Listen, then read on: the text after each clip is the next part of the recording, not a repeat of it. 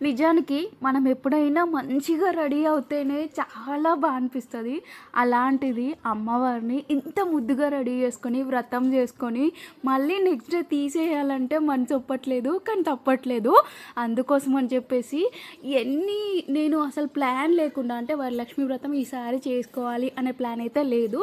And కొన్ని పరిస్థితుల వల్ల నేను చేసుకున్నా. ఎందుకంటే కొంచెం ఎందుకో చేసుకోవాలి అని ముందు రోజే నాకు అనిపించింది.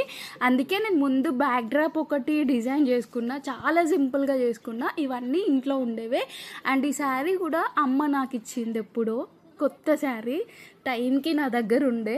అండ్ ఈ ఫేస్ ఇవన్నీ కూడా నేను ఆ రోజు పొద్దునెళ్ళే తీసుకొచ్చుకున్నా. ఈ ఇయరే నేను చేసుకుంటున్నా వరలక్ష్మి వ్రతం. ఎప్పుడైనా కూడా అమ్మ వాళ్ళ ఇంట్లోనే చేసుకుంటుండే. అండ్ ఇక్కడ రాడ్ ఉంది కదా, ఆ రాడ్ ఏదంటే బైస్కిల్కి వచ్చిన డుగ్గు బైస్కిల్ అనమాట. దానికి హ్యాండ్స్, అమ్మవారి హ్యాండ్స్ సెటప్ చేద్దామని చెప్పేసి పెట్టేశాను.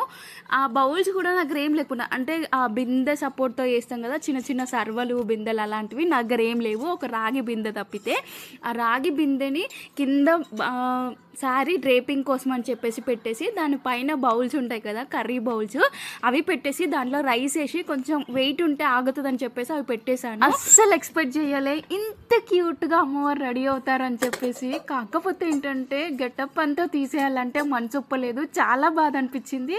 కానీ 2 days కంటే ఎక్కువ ఉంచలేం కదా, అందుకే ఇవాళే తీసేశాను. నచ్చితే ఒక లైక్.